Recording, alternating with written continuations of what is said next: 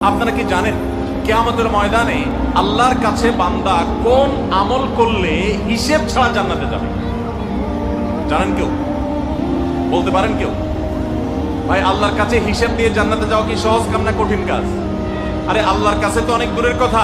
আপনি যে প্রতিষ্ঠানে চাকরি করেন তার মালিকের কাছে, উপরস্থ বসের কাছে একেবারে পুঙ্খানুপুঙ্খ করে প্রতিটা পয়সার হিসাব দিয়ে একদম সবকিছুতে পারফেক্টনেস প্রমাণ করা, এটাই তো একটা কঠিন কাজ, দুঃসাধ্য কাজ।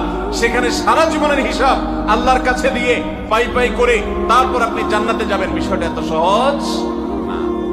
তাহলে হিসেব ছাড়া আল্লাহ তাআলা এমনিতে বলবেন হিসাব টিসাব নাই, তোমাকে এমনি জান্নাতে দিলাম, এটা চান আপনারা?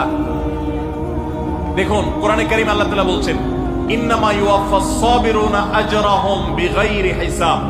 আল্লাহ বিনিময় দেওয়ার ক্ষেত্রে, সওয়াব দেওয়ার ক্ষেত্রে দুনিয়াতে যারা সবরকারী হবে, যারা ধৈর্যশীল হবে,